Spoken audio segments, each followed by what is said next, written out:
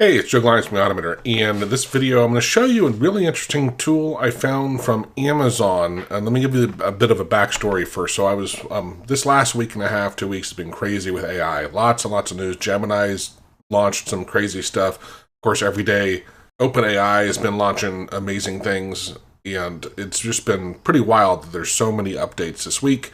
And then last night I was watching a video talking about how Amazon had launched their AI tool, and I didn't see any mention of it, so I was trying to Google how to use their AI model, and I stumbled on this site, which does give you access to that model, and I'll explain why, but it's a little weird. The name of the tool I'm using is called PartyRock AWS. I'll put the URL up here. And you can basically create an app that you can use. It's really interesting, and I think there's definitely a place for it.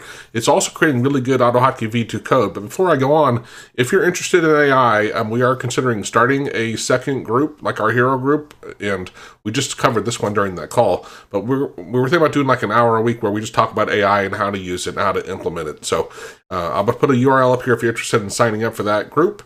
There will be a paid fee, but it'll be a weekly private call where we share the latest and greatest and how to use them stuff. So let me know if you're interested. All right, let's switch back into this. Now, right now, if I go to the home page, what will happen, this is available to anybody, so you have to sign up to get an account. And right now, it's basically free. They give you a bunch of free tokens, and you just create an account.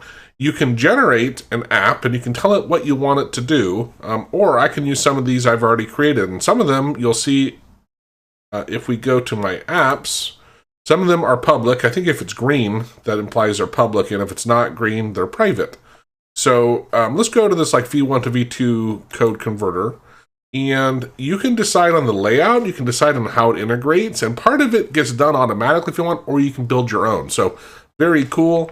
This tool, let's just give you a couple examples, then I'll show you how we can build one. So let's say if I was using V1, message box, so I would need a %sign. Can I?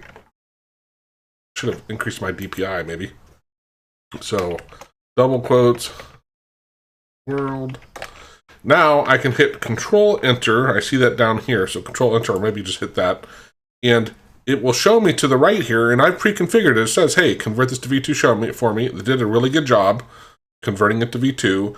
Kind of gives you a description. And down below here, I have a chatbot, which I can, let me zoom out of here. I can ask it and say, is there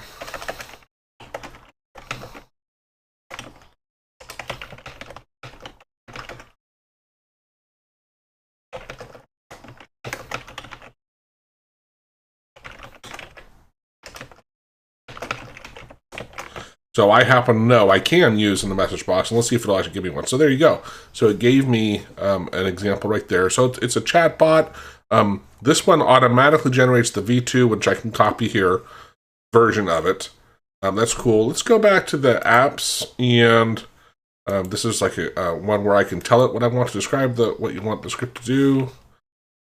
Create a hotkey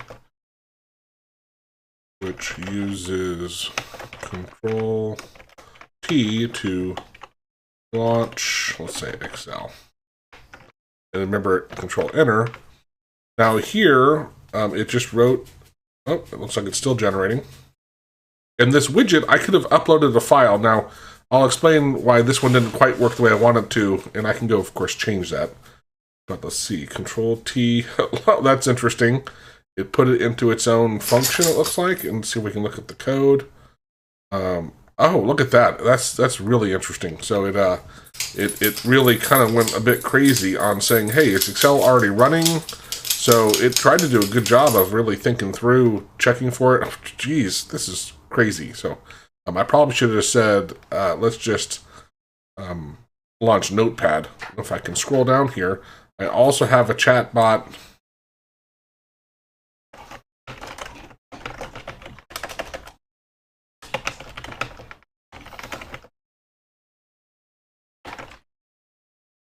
So let's just change it to launch calculator.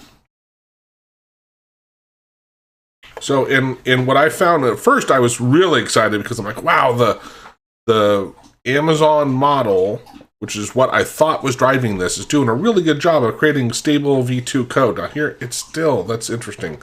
It's creating functions. And I think that's part of because of the directions I gave this thing. So let's go ahead and say, let's generate a new app.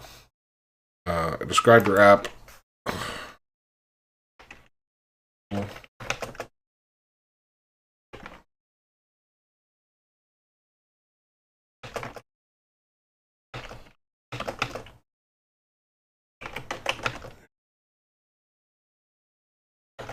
We'll stick with the basics.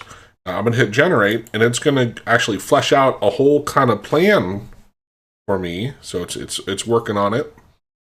But you can go create your own. You can start your own. You can go and adapt, which is what we'll do. Is we're going to customize this once it creates it. And it's kind of interesting sometimes. You can also, it's multimodal. So I had one displaying drawing images for me while it also gave me code, which is cool. So enter your hotkey here, Control-Alt-T. Action. Oh, that's interesting. So let's say Shift Windows P, and it's gonna run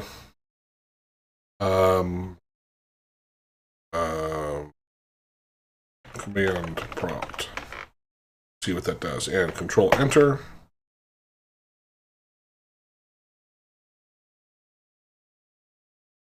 Shift Windows P. Okay, that looks like some valid V2 code. Run CMD optional. Gave me a tooltip at the set timer. That's interesting. So you get the idea. Now, let's say this is right here. This is the green. I can. This is an output. These are all widgets. And this top part here. So I'm going to edit this. And I'm going to come in here, and this top part, that's just a big bunch of waste of space, so I'm going to collapse that down. I can come in and I can click it and I can change some of it. But it broke them, interesting enough, into the input and the output, which is, it's interesting. Now this one, let's go here to edit the widget. Now here it's telling you, generate a simple V2 script with Windows 11 user hotkey input. So that is the first one, and notice it highlights it for me.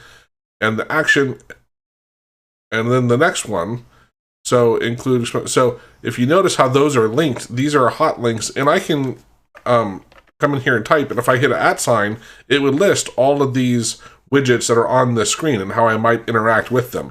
So it's very cool. I can also adjust the size of these if I care to.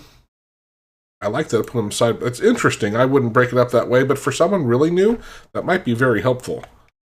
Let's go down here. This is, it's a bit long there. And then that chatbot, whew, but that's fine. So I'm gonna hit, oh, actually no, so prompt, now let's say I'm working on generate AutoHotkey V2 script. Labels, that's that label, which I could change if I cared to, but here's the interesting part. When I go to this thing, I'm gonna save that.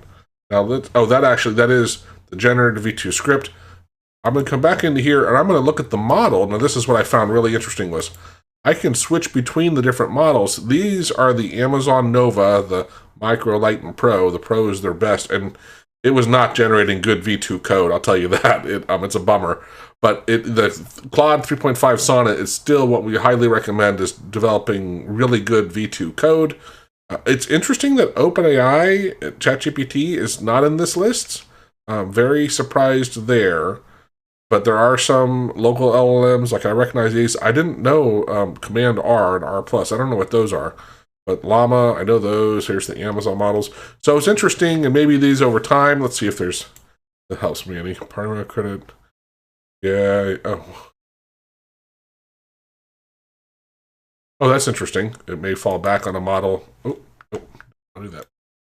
But you get the idea, right? So, and you can adjust the temperature and the, I think that's the not parameters. I forget what the P is.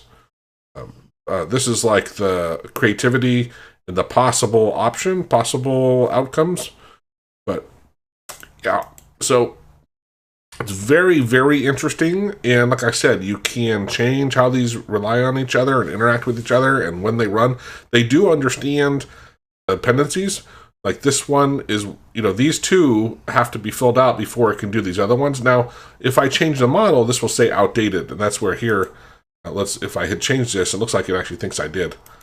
It's saying, hey, that's outdated. So when you do it again, Shift Windows P, run command prompt, so it goes back. But you get the idea, right?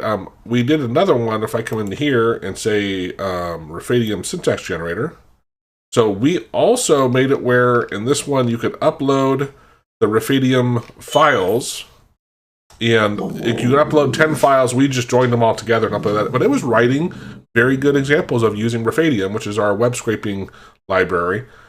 I wish we could store them and I could create that, because I can make this public, and I hit share and you can access it, but I can't upload the files and then have those as part of it. So that would have been convenient, but maybe that'll change. So please like the video if you learned something here or want me to keep creating more of these kind of videos, which is talking about AI and helping us do things. And consider joining that the AI group. Thanks.